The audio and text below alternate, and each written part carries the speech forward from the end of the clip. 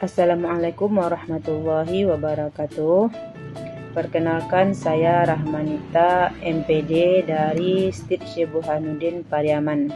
Pada kali ini saya akan mengirimkan video pembelajaran yang mana dalam hal ini saya akan mengambil mata kuliah desain pembelajaran PAI. Mata kuliah ini merupakan salah satu mata kuliah yang saat ini saya ampu di Sekolah Tinggi Ilmu Tarbiyah STID Syekh Burhanuddin Pariaman. Nah, baiklah, saya akan menjelaskan materi yang terkait dengan desain pembelajaran PAI, yang mana pokok bahasannya adalah tentang desain pembelajaran dengan perencanaan berbasis kearifan lokal. Terlebih dahulu tentunya kita akan menjelaskan kepada mahasiswa apa yang dikatakan dengan desain pembelajaran. Di sini kita akan mengupas apa yang dikatakan dengan desain pembelajaran. Desain pembelajaran merupakan proses sistematis untuk merancang, mengembangkan, dan mengatur pengalaman belajar yang bertujuan untuk tercapainya secara efektif dan efisien. Proses ini merupakan cakupan dan analisis kebutuhan belajar, penentuan tujuan pembelajaran, pemilihan metode, media, dan strategi dalam pembelajaran. Menurut beberapa ahli yang mengatakan bahwa kearifan lokal merupakan seluruh pengetahuan, tradisi, kebiasaan masyarakat yang berkembang secara turun-temurun. Ini dikatakan oleh Sutarno pada tahun 2004. Sedangkan menurut Tilaar, ia mengatakan bahwa pendidikan yang bersifat lokal dan kontekstual sebagai upaya melewati homogenisasi global. Ia menekankan bahwa pendidikan harus berakar pada budaya lokal agar tidak kehilangan jati diri. Nah, tentunya dalam hal ini kita jelaskan kepada mahasiswa bagaimana kaitan antara kearifan lokal dengan desain pembelajaran ini. Nah, salah satunya adalah bagaimana kita merancang atau mendesain pembelajaran sesuai dengan karakteristik atau budaya lokal di lokasi mereka berada.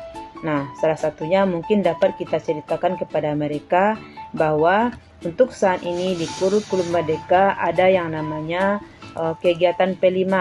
Salah satunya adalah seperti mengangkat tema kearifan lokal yang ada di sekitar mereka. Salah satunya adalah seperti kegiatan makan bajamba yang ada di daerah tempat kami masing-masing atau di daerah tempat saya berada, yang mana ini adalah menjadi contoh bagi mereka bagaimana kegiatan makan bajamba ini yang ada di tempat atau sekitar ini. Nah, kemudian dalam ini tentunya dalam membuat desain pembelajaran PAI ini kita tetap menjelaskan identitas dari pembelajaran tersebut.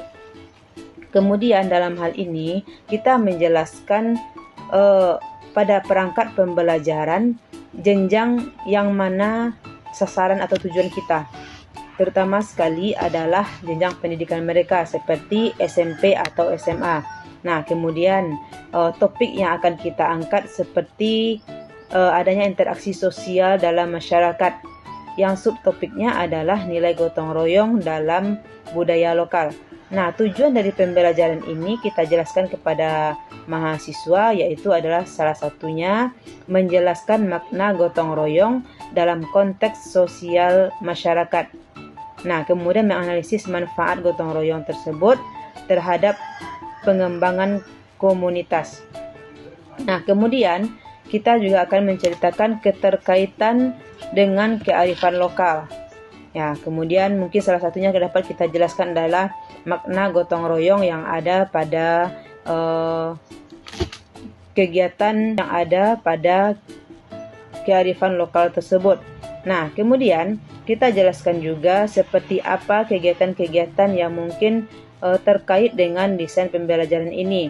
Misalnya pada daerah tertentu itu ada namanya tradisi membersihkan lingkungan seperti kerja bakti di desa atau upacara adat yang melibatkan partisipasi masyarakat. Contohnya ada seperti pesta pernikahan. Kemudian kita jelaskan kepada mahasiswa yaitu tentang materi pembelajarannya, mulai dari pengertiannya, tujuannya, manfaat yang didapatkan, nilai-nilai yang terkandung dalam kearifan lokal tersebut. Nah, kemudian model pembelajaran yang dapat kita jelaskan seperti problem based learning. Nah, bagaimana caranya? Mungkin kita dapat menggunakan metode dengan cara berdiskusi, kelompok, dan wawancara ke lapangan untuk memberikan hasil dari beberapa model atau metode yang digunakan ini, sehingga nanti dapat dipresentasikan oleh mahasiswa di depan kelas seperti apa hasil observasinya. Nah, kemudian media yang digunakan bisa seperti video dokumenter tentang kegiatan adat lokal. Kemudian ada wawancara dengan tokoh masyarakatnya, kemudian buku teks pendukung, dan juga langkah-langkah dalam kegiatan pembelajarannya.